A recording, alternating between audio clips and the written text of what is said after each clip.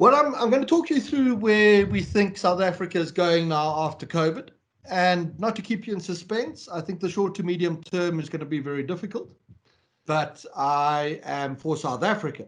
But I think the longer term prospects, knowing what we do about how societies change, we think there's strong upsides. On the world, however, we think there are immediate short to medium term upsides, and we are probably on the on the fringe of the optimists of prognoses for the world's economy and for the COVID pandemic, and you will see that as I speak.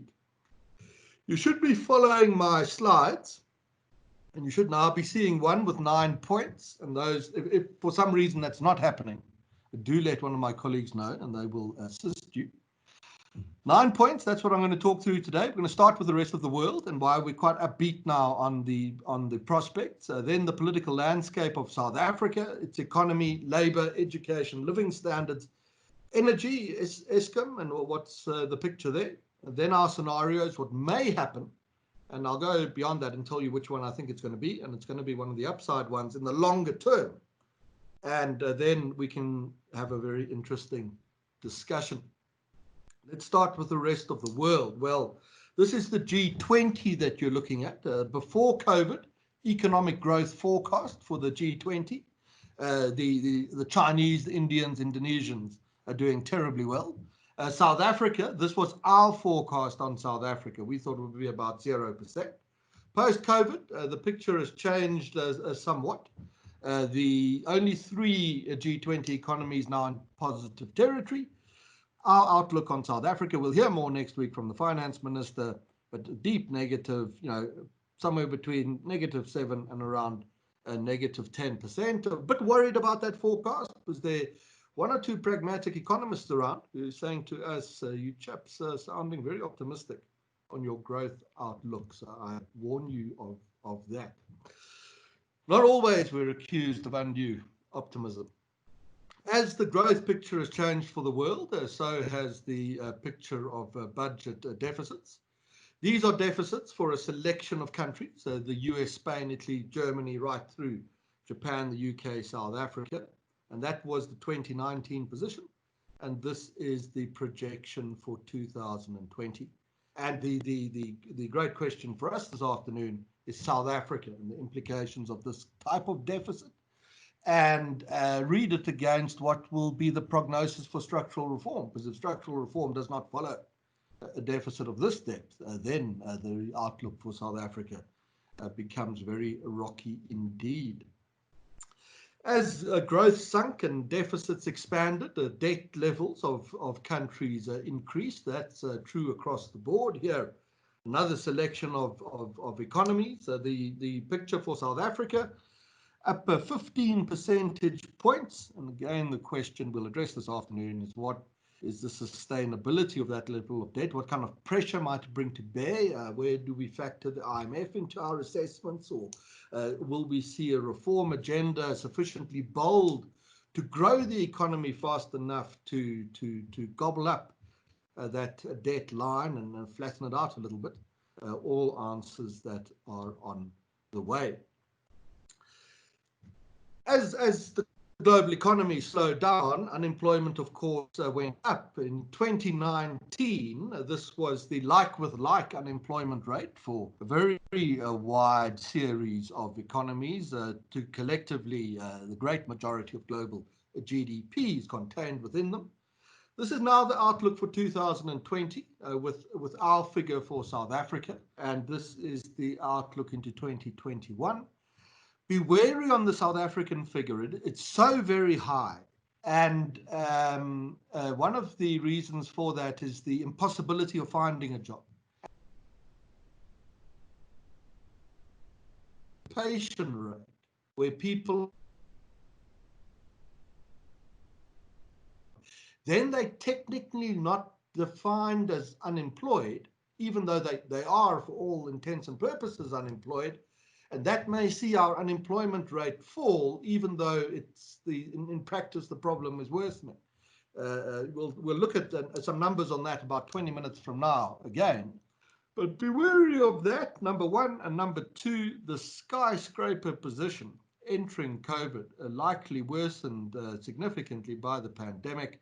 The political implications of that, I'm going to argue for you this afternoon, could deliver a country that within a decade looks very different to anything we've become accustomed to over the past 20 years. As all of this has played out around the world, governments and central banks have charged to the rescue. This is the interest rate position on the 1st of January of the South African Central Bank, and then the Fed, the Bank of Korea, the Europeans, and the Bank of England. This is the position in May, and central banks are tapped out. And we, despite the performance of stock markets since the financial crisis, we retain as a think tank some deep skepticism about stimulus broadly and whether it is an at all sustainable policy, or whether at various intervals the world will have to regurgitate the quantum of stimulus injected into markets before a real economic recovery can take off.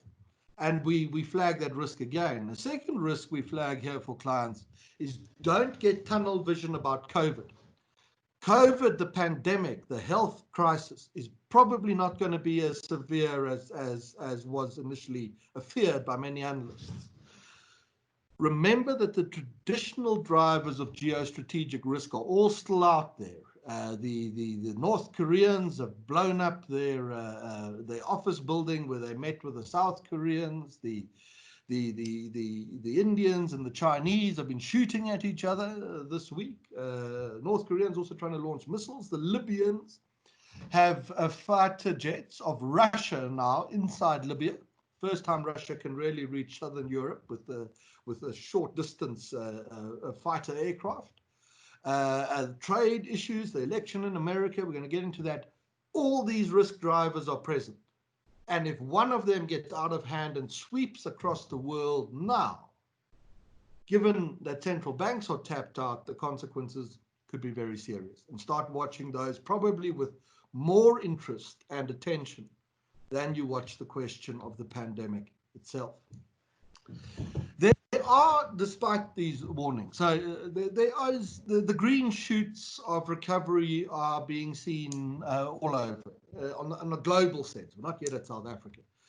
This is PMI data, Purchasing Managers Indices, for much of the world in April and then again in May, and the figures are terribly low by any standard, but they are going up, replicating what we saw in China's PMI figure after it reopened its economy again. And there's some wonderful data around now about recovery spending in America off a very low base. The last month is up by a record extent. The bank balances of American households who have jobs has never been stronger than they are now. And there's fascinating writing this morning about how a swimming pool people who build swimming pools and people who sell boats, so they're seeing a lot more business as a consequence of COVID, because households have surplus cash and they need to spend it somewhere. They don't socialize as they did before. So they are saying, should we buy a boat and we can go fishing or something? So the green shoots, I've mentioned only a few, but we're starting to see them everywhere, completely in line with a line we've taken in our Monday morning risk notes for a number of months, that the economic outlook post-COVID is better and stronger than I think many analysts have predicted possible. And in fact, I looked last week, since we first started saying that the global economic outlook for recovery might be the sort of V thing, the Dow has come back by more than 40%. And that is, a lot of people did very well out of that.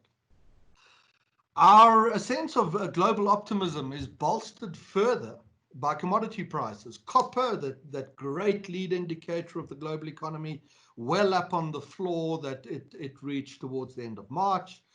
Gold, of course, but let's go to platinum. That's starting to come back. Aluminium's coming, was in January.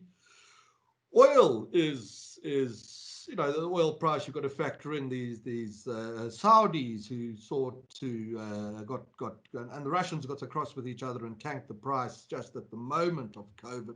But oil's coming back, coal's back where it was in January, and the Baltic Dry Index that measures the price of shipping bulk goods around the world has come back quite strongly as well. And these are all good, deep, hard drivers of actual economic activity, and they sustain our thesis that things are getting better in the world. But I think the clincher on that the world is recovering is this stuff. It is the number of daily new COVID infections around the world. And the rate of increase is slowing down very quickly. And what increases there are now are new jurisdictions that weren't previously afflicted by the virus, going through their process of picking up infections, reaching a peak, and then washing out after that peak. What do we mean by this peaking and washing out after the peak? Taiwan, from late December, daily new infections. They picked up the infection, took off, it reached a peak, and then it sort of went away again.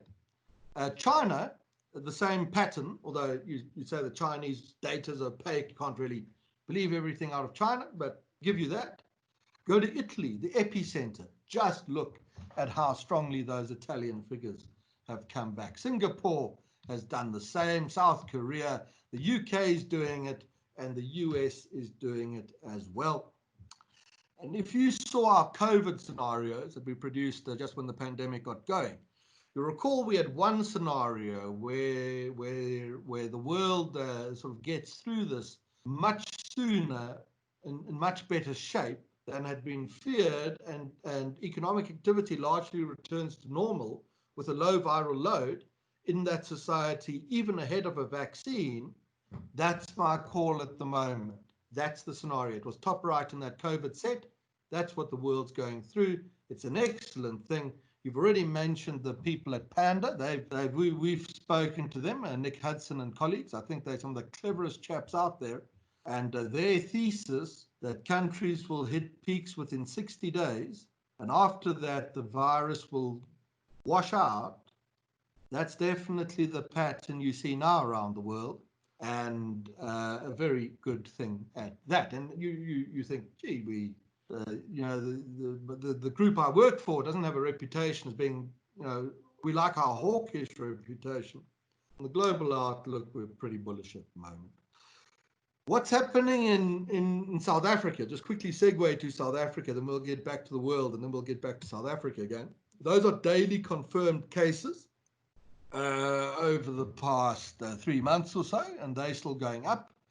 But our testing data is so all over the place, and now such big delays in testing, it's pretty hard to use this testing data to know exactly what's going on. So we're using death data more and more to look at the pandemic. It still appears, I don't see in the death data that a peak has been reached, although Nick and the Panda chaps, they've got a good sense that there's certainly parts of South Africa, I think the Western Cape, but I cannot speak for them, might start to demonstrate a clear peak as early as the end of this month, and that then the pattern through South Africa will follow what I've shown you in so much of the rest of the world. Our infections will fall, our economic reopening will be sustained, and the great question then becomes, what will the South African government do at that stage? Do we see the long and awaited structural reform? I'm going to get back to that answer in a little bit. Go back to the rest of the world now, and with COVID being sort of flushed out of the system, the big event is the election in America. You're looking there at Wisconsin. Below it, you're looking at Michigan. Below that, you're looking at Florida. And below that, you're looking at the state of Pennsylvania. And these 4 places have become very important to what will happen to South Africans and their economic prospects over the next 3 to 4 years. In 2016, the Americans had the election, which Mrs. Clinton lost and Mr. Trump won. And in that election, 2.7 million people voted in voted. The red number,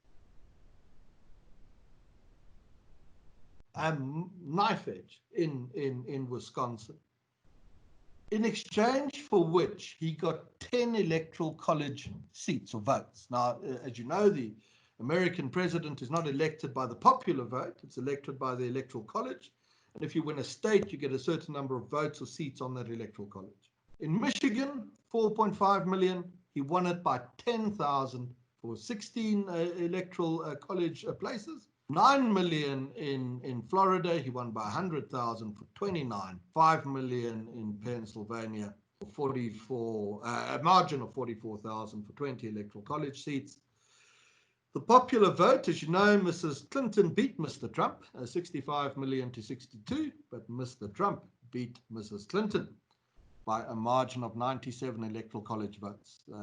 You can try and calculate where that margin was secured, and it's won in marginal states, swing states such as these, by margins as narrow as these, and you realize the American election is a very difficult thing to call. The latest polling shows that Mr. Biden leads Mr. Trump in all the major swing states. There are also polls now that show that the proportion of Americans who say they would prefer Congress to be controlled by Democrats is reached the point where Democrats usually win the next big thing. And we said in the beginning of the year, before COVID, that if the American economy holds up, we think that Mr. Trump becomes a two-term president. And now the big question in America becomes the economic recovery. And based on my earlier assessment for you of the world's outlook economically and in terms of COVID, Mr. Trump, I think, is still in this race. And more so for the fact that a polling question in America, now in the very recent past, a poll asked lots of questions. Who can better unite America? That's Mr. Biden. Who would you rather see control Congress? Well, that's the Democrats. Who do you think can rebuild the American economy and get jobs back? Mr. Trump beat Mr. Biden. Don't write Mr. Trump off yet. He is very much in this race still. From there, the sort of almost logical progression is this concept becoming, on the global outlook after COVID, is this concept gaining more and more traction in more and more places, that the world of the next 10 or 20 years will be defined by a new Cold War that pits China against America. To an extent, definitely a great battle of ideas, East and West, will define the next 20 years. We agree with that. Is this a Cold War, though? Not entirely in the sense of the word as it applied to the balance of power between the Soviet Union and America that defined the world for 40 years in the aftermath of the Second World War. And the reason for that is economic interdependency of China and America. The demonstrated here is one indicator. China as a holder, a significant one of US government debt. But in the same way that Mr. Trump's position in November, I think, will be determined by the American economy as much as anything else, as has always been the case, I think, since his first election. The same is true for Mr. Xi in China, who faces the risk, very real, that if China does not recover strongly out of COVID, might there be a risk that the middle-class, prosperous East Coast loses confidence in that incredible Chinese system of governance that's molded authoritarian politics with nigh anarchic capitalist expansion, and that the whole East Coast starts lighting up in little Hong Kongs. If that happens, the Chinese system of government itself does not survive, and it's that kind of event that's going to trigger the world's next Great Depression on the back of a shock such as COVID, and one to watch very closely. To avoid that, China's economy needs to keep up, and in that sense, our read now for you is we don't think the Americans and the Chinese are going to go beyond posturing at each other to a point where they do real harm to the global economy. And if we're right on that call, then the global outlook gets even better. The only reasons we're going to be wrong on the global outlook is, one, stimulus turns out to be a bogus idea, as we've long suspected it to be. Secondly, there's a second wave of COVID infections that we did not factor into our analysis. Short of that, we are pretty bullish on where the world is through the short or medium term. So that's the context that South Africa is going to find itself in, we think. That's the assumption now. Now, what does that mean? Well, politically,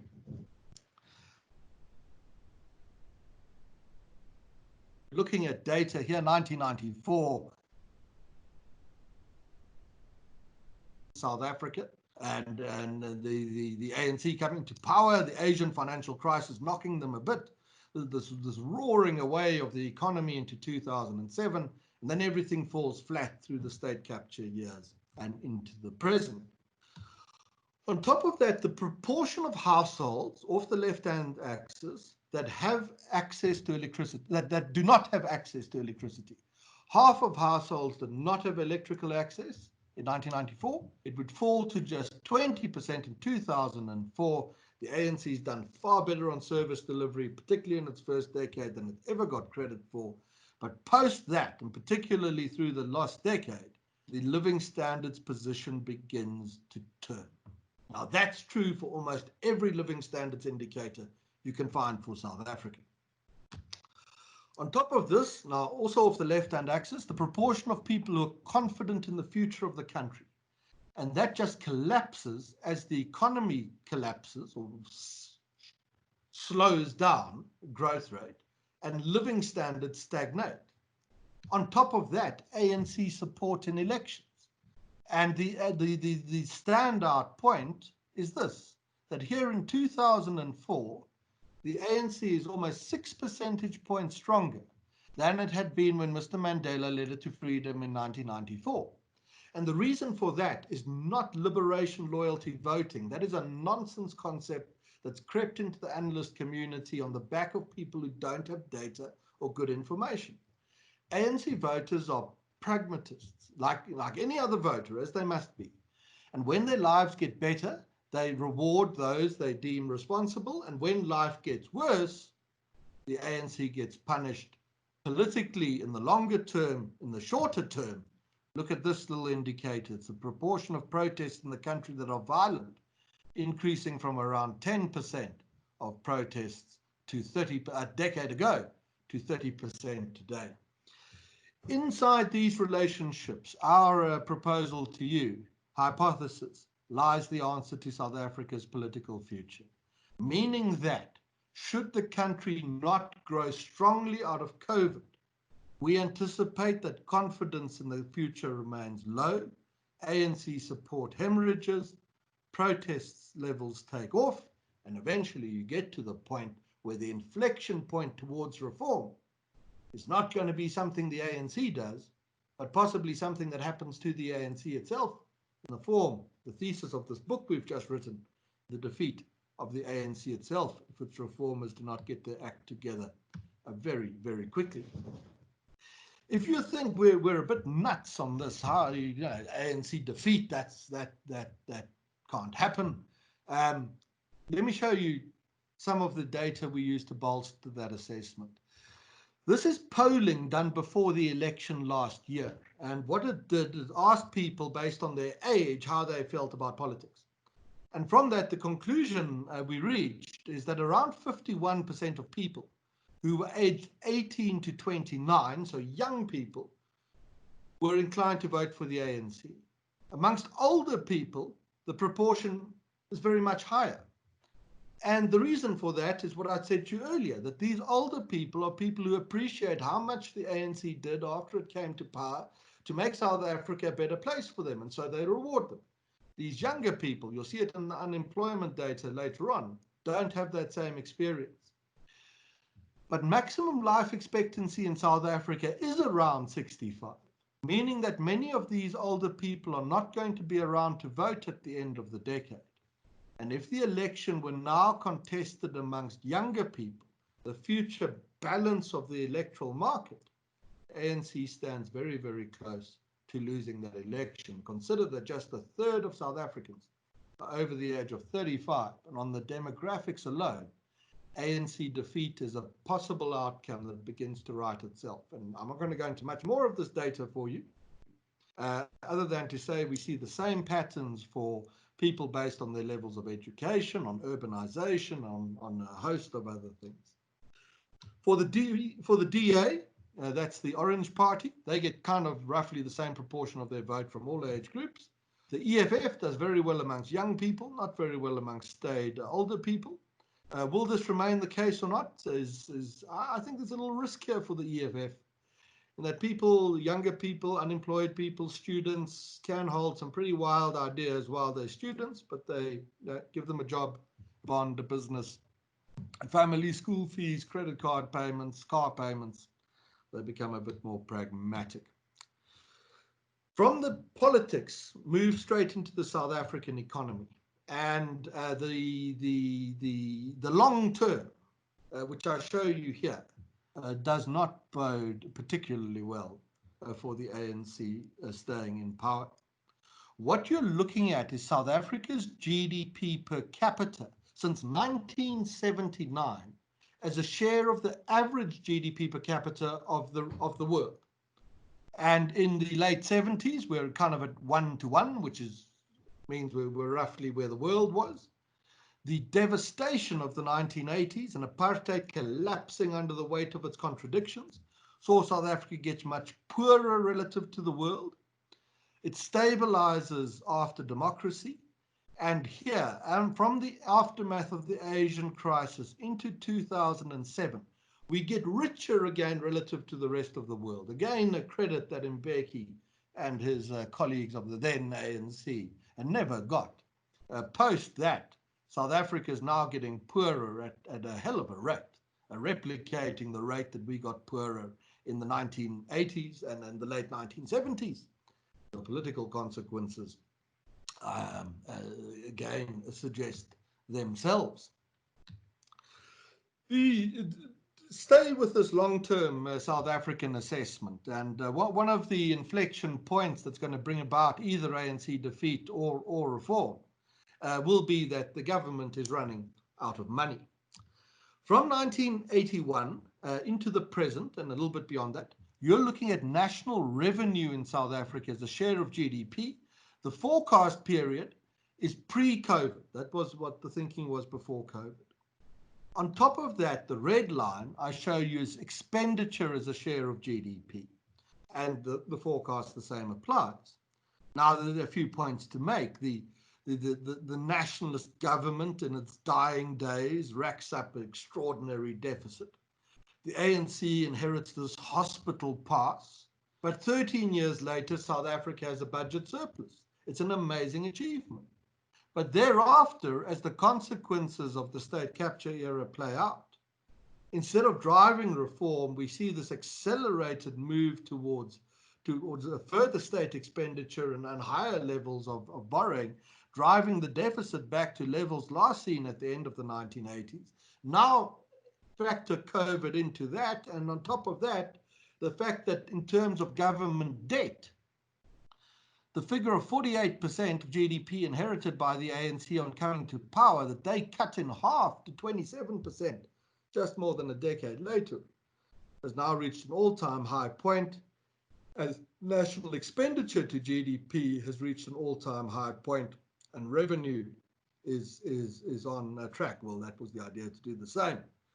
And frankly, you can save 3 minutes of explanation by saying the South African government is running out of money, and it doesn't realize that yet entirely. This effort to resuscitate an airline is a very good example of that. In the immediate period, it will remain in the face of the facts, in denial of those very facts, and it will seek to scratch out whatever funds it can lay its hands on, and government employees' pensions, private pensions, medical aid schemes, expropriating this and that. But as soon as hard calls are made on any of those moves, the value and the asset the government is seeking to expropriate will evaporate like mist before the sun, and the position of the country, the fiscal and the debt position, will get very, very much worse. And eventually hard decisions need to be taken. Now, what will those be? Last time the ANC faced this, admittedly under the leadership of Mandela and Mbeki, the call was fiscal prudence, pragmatism, and even conservatism. Grow the economy in order to raise the funds we need to implement the government's policies. very much the centerpiece of thinking around the second iteration of the RDP policy, which might have been dressed up as sort of populist, socialist, redistributive stuff. But in practice, there it is, if anyone challenges me on it, was arch fiscal conservative and very sensible at that. From here, we move to the question of confidence in South Africa as a segue, a way of, well, not a segue, a way of opening the debate on reform. The chart is brilliant. It's all investment as a share of GDP in South Africa quite strongly after the transition. Then the Asian crisis hammered us a bit, not our fault, but growing out of that, we had this wonderful era as investment levels take off. Subsequently, they fall away, and now they fall away faster. Now and again, we'll talk to the government and the ANC. Those are quite good, quite robust engagements. And one of the things we say with great respects to business is don't believe what organized business tells you about confidence and policy. Read only fixed investment to GDP, because that's the truth about what the investor community thinks of government policy. And in private, there's no point in fighting with us in private. In private, that's conceded often, although its implications are not yet sufficient, I think, to prompt many in the government towards reform. But let me stay with that chart for another minute. If the South African government fails now to drive a bold reform agenda, and the signs on SAA as a canary in the coal mine, not good. And there's going to be, we are afraid, a very bold drive at expropriation as part of the effort to rebuild the economy. If real reform doesn't happen, the investment South Africa needs to grow out of trouble is not going to be there. And now the strings start to tie themselves together. And the high unemployment rate remains, the confidence in the future slips, the ANC support slips further, and I'm getting a bit ahead of my conclusions. For the immediate period, however, we don't think there is going to be structural reform. And the reason for that is a simple one. The reformers that do not command the balance of power inside the ANC. This has been the case since Nasrec. The balance of power is rather commanded by the securocrats, who often overlapped with the state capture infrastructure of old, and the left-of-center ideologues, who believe that the state can do a better job than the private sector at driving the economy. That dominance of that group collectively, its dominance, means that moves at structural reform are stillborn, and we think they will remain so for the short to medium term. As a consequence of that, South Africa's sort of return on investment is not going to be terribly competitive.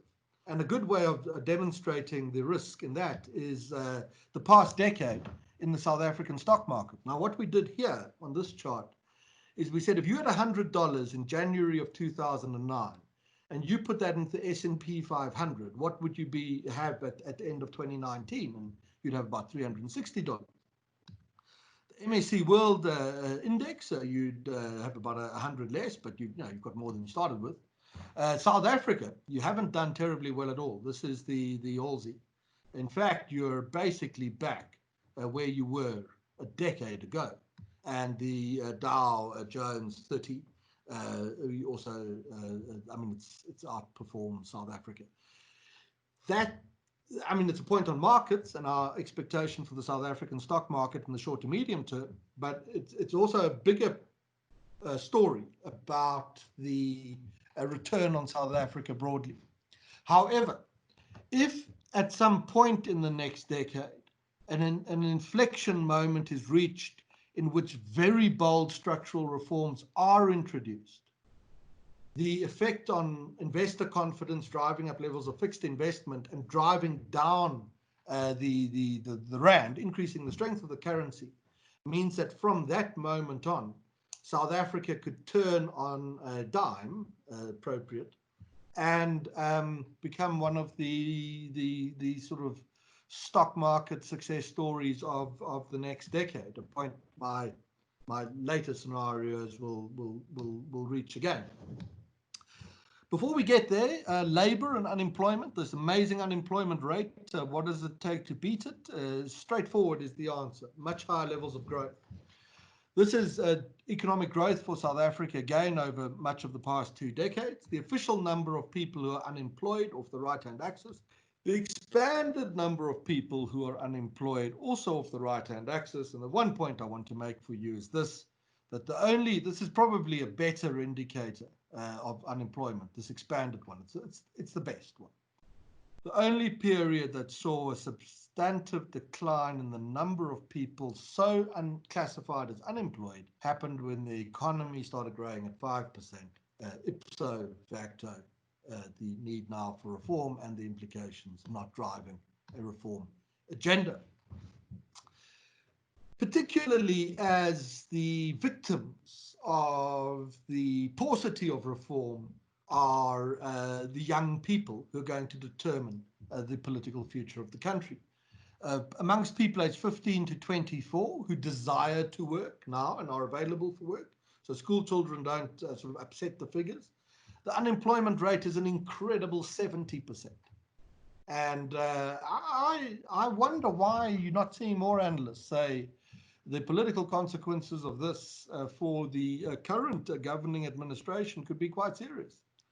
Because if you reverse engineer the process, and if you woke one morning to the news that the ANC had lost an election, I know exactly what's going to be written in the editorials of that day. It's going to be, why did no one see this coming?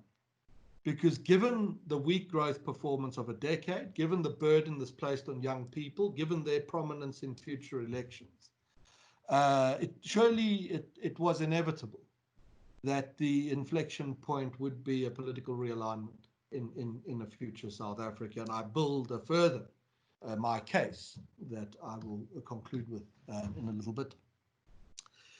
To get those young people into the labor market, what's going on in our schools needs to change completely, and we think it can change. But let's first look at what's happening in the schools. This chart shows from 0 to 1.4 million a number of school pupils. And what my colleagues have done is they took school pupils and they took specifically the grade 1 class of 2007, and they tracked that class through its school career. And this is what they found. 1.2 million kids enrolled for grade 1 in 2007. And 10 years later, when they were the grade 10 class of 2016, 1.1 million of them roughly were still there. And that's very good. And we've done very well. And we've kept them in school. And that's great. But between grade 10 and 11 and then 12, of that same cohort, almost 500,000 children dropped out of school in those last 2 years of education. 400,000 passed wrote their exams, just 400 or 500,000 wrote their exams, less than half of the originals. 400,000 passed, 200,000 nominally well enough to go to university, and about 50,000 kids, 4% of the original cohort. You read the percentages of the right-hand axis, passed maths and matric. Now, you can impossibly rebuild the South African economy sustainably for 20 years without addressing this. But it can be addressed because this is not a resource problem. Our spending per pupil, our spending as a share of GDP is very competitive with emerging markets that deliver much better educational outcomes in comparative studies. The problem lies with policy and with management of schools. And that is a much lesser problem than if South Africa was an impoverished country without the resources, the skills, or the infrastructure, or the expertise to teach its kids properly.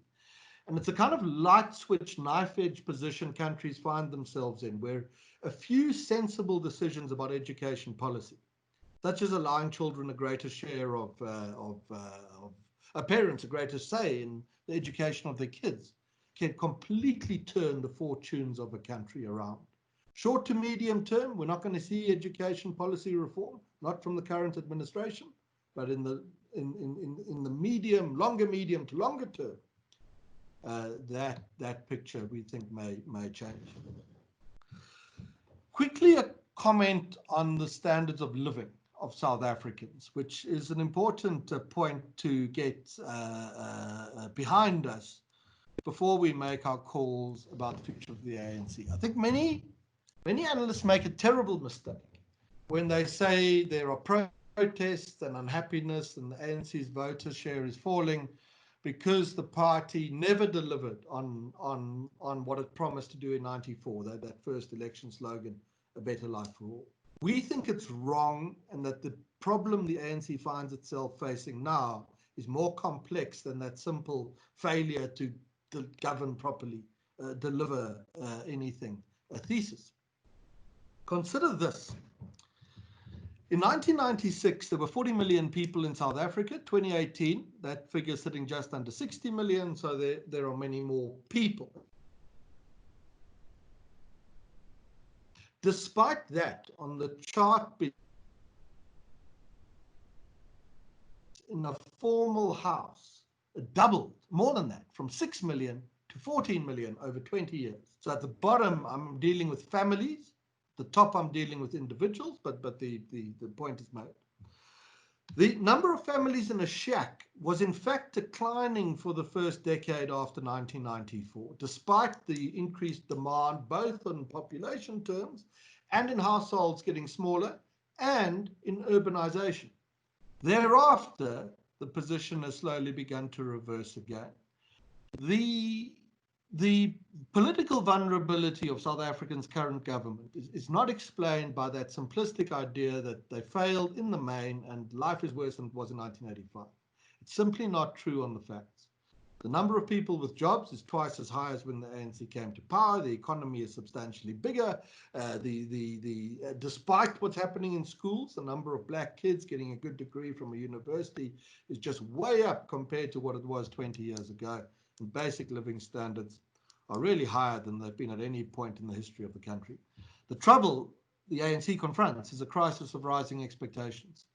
That if you increase people's standards of living, you create, rightfully so, expectations of continued improvements. And if you cannot meet those, you will be punished more severely than had you never commenced the process of political and economic liberation in the first place.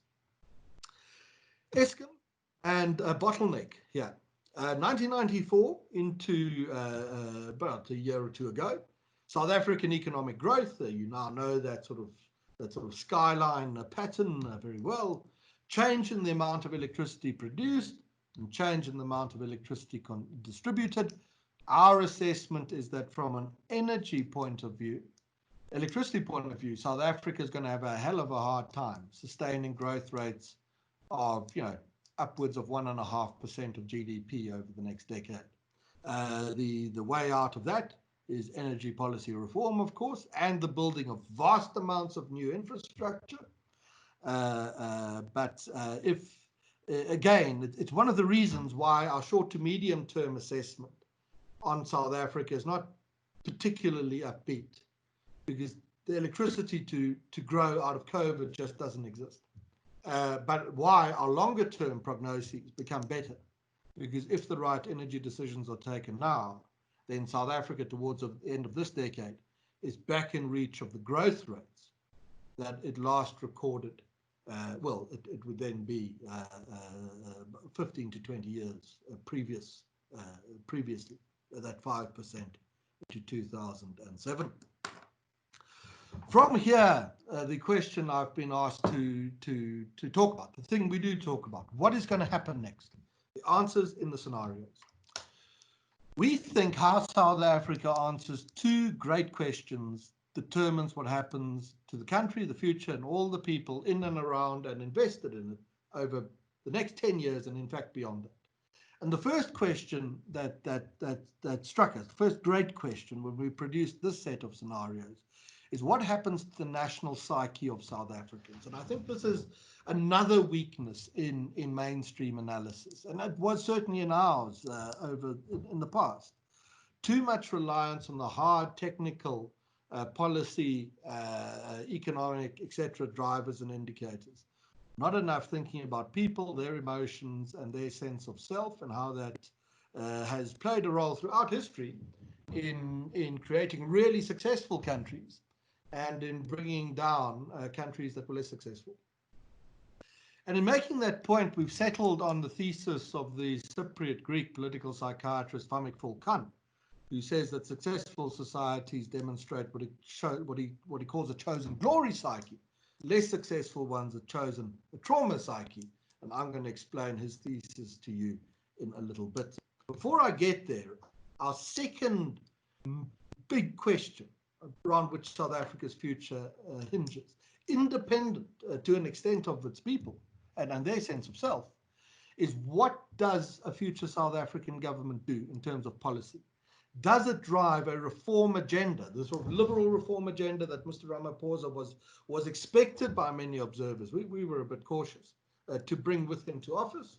Or does the government of the day persist in dogmatic ideologies in South Africa's sense captured in the term National Democratic Revolution that would see the country continue to underperform its emerging market peers? A lot of definitions are necessary at this point. Let's start with the ideological.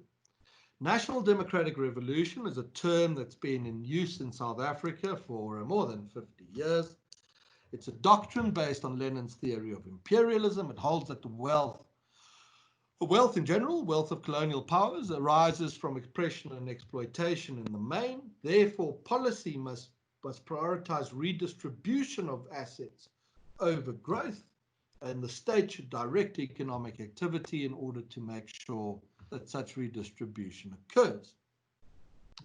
Its antithesis in the world of policy is the sort of liberal reform agenda that Mr. Ramaphosa was expected to bring into the union buildings with him. The idea is familiar to successful people and countries everywhere that growth, property rights, and a market economy is how you beat poverty and unemployment. Growth must trump redistribution when it comes to policy. And the role of the state is very important, but it's not to run the economy, it's to create conditions where risk-taking entrepreneurs in the private sector can drive up levels of growth, create much new wealth, employ large numbers of people, and you become better off. Now, throughout history, the ANC has gravitated between these extremes. I will argue for you that the ANC in its early decades, really into the 1940s, would today be described as quite a conservative organization, stayed in its ways, and was very much, therefore, in this camp. But after Smuts's defeat in 1948, as white South Africa hurtles towards apartheid and the ANC's hounded, this sort of pragmatic body is hounded straight into the arms of the Soviets and the East Germans, whose embrace will infuse it with a lot of the sort of hard left ideology. And that culminates in 1969 in the ANC actually endorsing National Democratic Revolution as its lodestar, policy lodestar, an endorsement that it has made with lesser or greater enthusiasm every subsequent year right up to the present. But in practice, the ANC changed poles again in 1992 at Davos, where Mandela made that great speech, which said that we need to build a better economy and we'll follow pragmatic policies. The world had changed since he'd been to prison. There'd been the example of China that was so influential. And that inspired gear later, and this fiscal conservatism and success in growth and raising living standards that I hope I've adequately sketched in my comments for you to this point. And that would have been us in the clear, a success, but for the fact that in 2007, the polls in the ANC changed again. And now we're back into the dogma of the dated dogma, represented by the idea of NDR. And you'll get no better present example than that, than this idea in the midst of where we find ourselves as a country and the world finds itself, to invest in creating a new state-owned airline. But the fact that the ANC gravitates between these poles means that it may do so again, and on that hinges a great deal. While that battle within the ANC plays itself out, what happens to the psyche of South Africans? And here I introduce you to a chap by the name of Amik Volkan.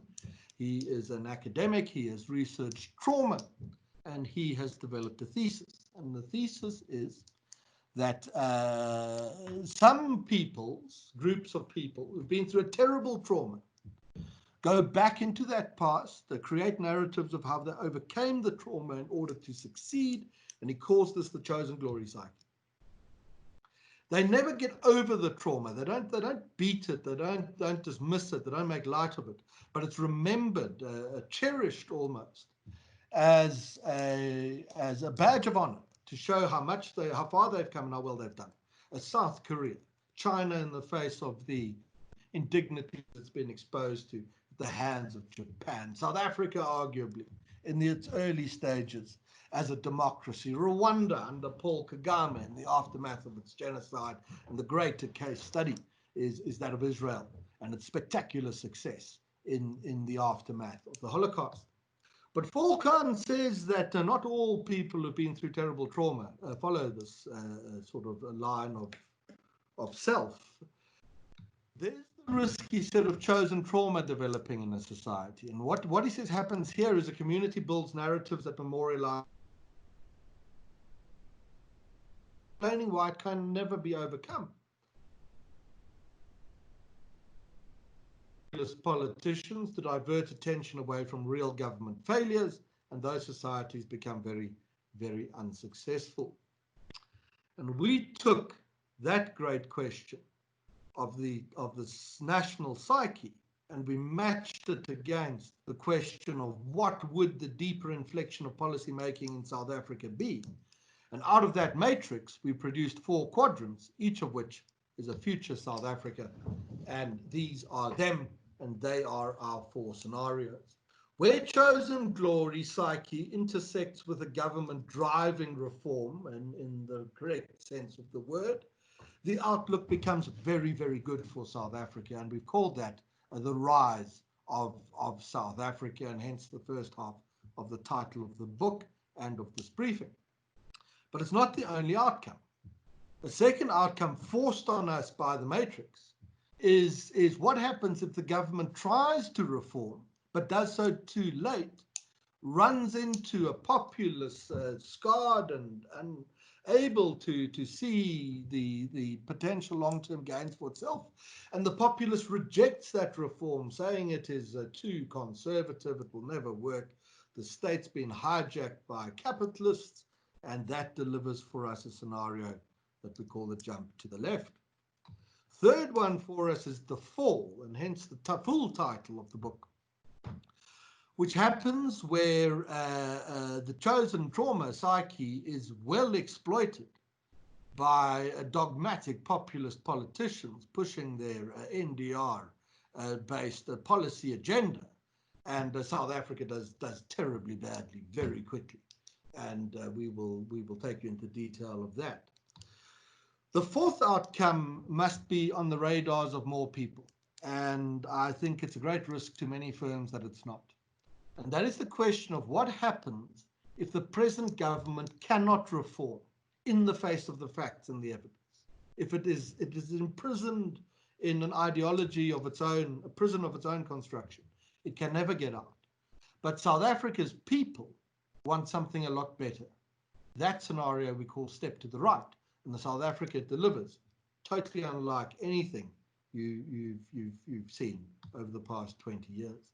We don't think, and I'm going to go into them all now, we don't think, before I do that there's a fifth outcome. And the future you're going to go through on a South African basis is going to be something that you're going to shoehorn into one of these 4. So let's go to the rise. What is going to happen if it's the rise? Well, number 1, on policy. The COVID crisis is going to trigger structural reform. EWC is gone, will be an earlier marker of that. Significant labor market deregulation, empowerment policy totally reworked to prioritize actual established disadvantage and accelerate poor people into the middle classes. Most parastatals are sold, and as those kinds of markers or indicators line up one after the other, all these little green lights. The South African outlook, given what I've told you about the global context, going to be really great.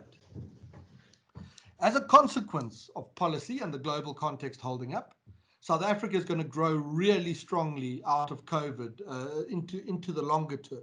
5% plus growth, no problem, by the end of this decade. Debt and deficit is flattened into 2024 and falls into 2029. The currency finds a floor. It's going to strengthen relative to the dollar, and that's going to see the Aussie become the star outperforming stock market of the next decade. Unemployment falls sharply. The number of kids passing maths and matric is up fourfold. The family living standards are rising at the same steep rate that we last saw in the years between 1994 and 2004. South Africa remains a completely free and open society, real liberal democracy. ANC support stabilizes at over 60%, both into 24 and 2029, and I draw that from the relationship I showed you between economic performance and party support historically. The reformers have obviously won the upper hand in the internal party balance of power, one they don't presently have. The state capture chaps have been prosecuted, and South Africa is looking absolutely great. It's a real prospect for us now if the right decisions are taken after COVID. If you're skeptical and say, you don't know, the reason we work in scenarios and not in forecasts is that nothing happens in a future strategic environment that takes our clients by surprise. If I was briefing you in the middle of the 1980s, Cold War on the go, Mr. Mandela in prison, liberation movements in exile, Pierre Botha makes a speech in 1985 which says, I will not lead, a direct quote, I will not lead white South Africa down the path of abdication and suicide. If an analyst had told you in the midst of that within a decade, the last leader of the National Party will be gearing up to become the tourism minister in an ANC cabinet, and a cabinet that will take the growth rate back to 5% and record a budget surplus, you would have thought this chap is a bit off the mark, but it's exactly what later transpired. If you sort of hold you, I wish I could hold you in the sort of suspended disbelief of the rise and conclude there, but it's not that straightforward, because we face the risk that the position of the country could worsen somewhat as a consequence of and in the aftermath of the COVID pandemic. And that happens where the government realizes too late it needs to reform, but the national mind, the psyche, has been so turned against the idea of reform, of the idea of markets, of growth, of capitalist expansion, that state is rejected, chased out, and South Africa makes a sharp ideological turn to the left. In that case, this is going to happen.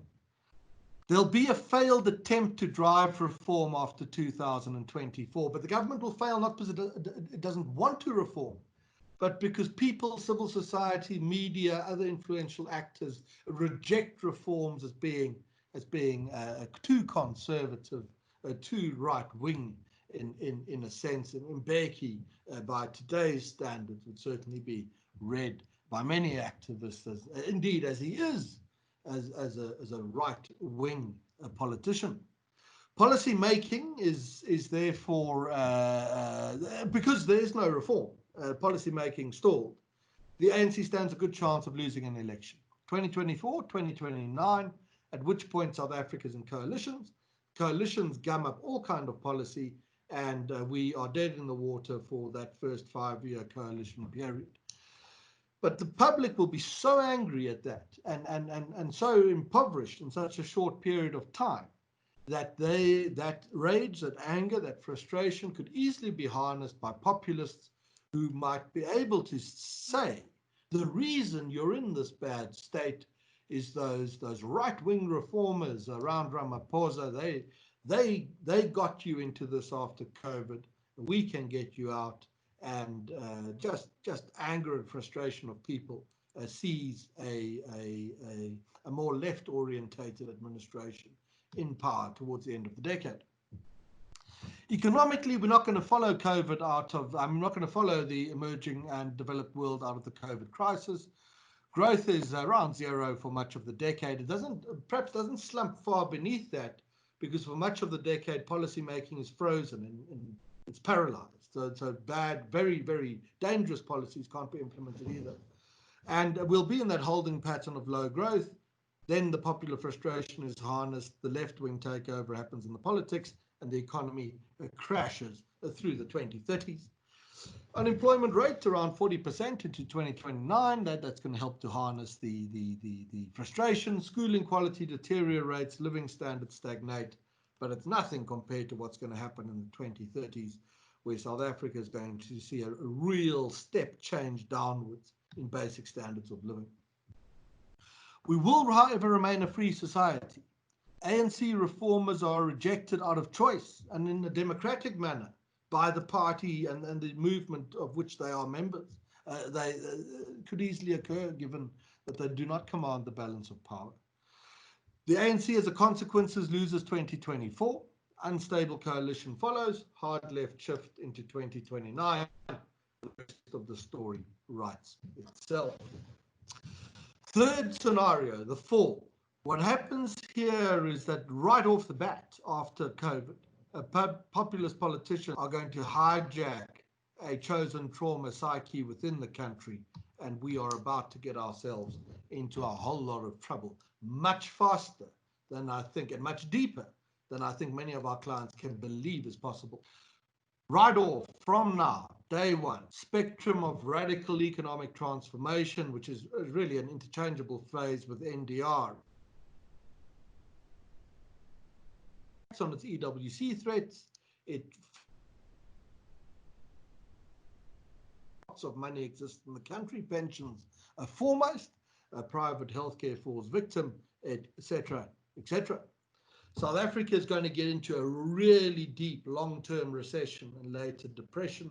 Debt and deficit levels are going to fly through the roof. We're going to print money. A future finance minister will drive that in cohort with a future governor of the central bank. The currency's gone hyperinflation, and we're going to be there sooner and faster than you think is possible. Unemployment, staggering figures. Living standards sharply down. Skills in the middle classes are out.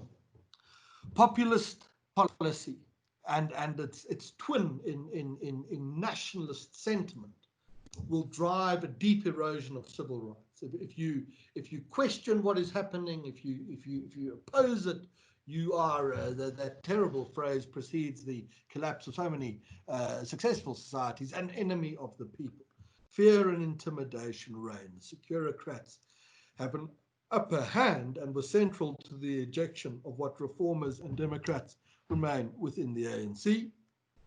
ANC draws support from a wide nationalist front. The reincorporation of the EFF occurs here, and the outlook is really bad, and it will be a long time yet before South Africa stages. We will lose all the progress we made in the last 20 years. Long time before South Africa stages a recovery. Lastly, a step to the right.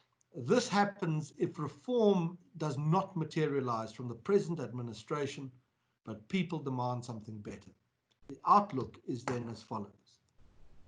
Expect now an impossible compact between RET-type policy on the one hand and structural reform on the other. The kind of idea that we're going to use expropriation to rebuild the economy. That has become a regrettably common, impossible as it is, a sort of line of sentiment that flows through speeches emanating from the highest levels of the South African government. The consequence of which is there's no economic recovery, and the ANC is going to lose an election on the trends that I've alluded to. 2024, 2029, then you get the unstable coalition for 5 years. But after that, people don't drive a sharp inflection to the left, they drive a little step to the right. Polling shows us, I didn't go much into it into the briefing, but I could have, that South Africans in the main are pragmatists in what they want. They largely have the same vision for the country. They're little capitalists yearning to be free. The dream is to come to a city, to get a great job, put your children in a great school, buy a home in a safe neighborhood, and accumulate wealth and assets. South Africans are centre-right in their political orientation. And if, amidst the disappointment at the absence of reform that may now follow COVID, you put enough money behind, as a country, put enough money behind right-of-centre political thinkers and movers, you have the prospects to change the outlook of the country entirely. Before you say, well, that's pretty far-fetched, it is in fact not, because around the world, left and left-of-centre governments are losing, not to other leftists when they lose, or left-of-centre types. They're losing to right-wing, centre-right, to populist right-wing movements. Viktor Orban in Hungary, Bolsonaro in Brazil amongst the populists, then Modi in India.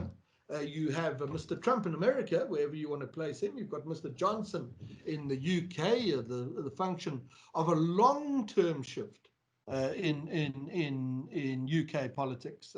We showed you that trend line. And South Africa will become a case study, we think, of the same. Short to medium term, though, while this new step to the right movement is finding its feet, the outlook isn't great, and South Africa decouples economically from the post-COVID global track. Debt and deficits up a bit, growth is stymied, a fraction, less than half of EM averages. Living standards deteriorate for much of this decade, in line with what I've already showed you happening with electricity, housing, etc. Unemployment rate around 30%, but remember to factor into that the question of the participation rate behind it. But 2030s and late 2020s into 2030s will see an amazing political recovery and an economic recovery. And South Africa is going to become, into the 2030s and 40s, a really prosperous place. For the horrors that still lie ahead, horrors given our potential to be such.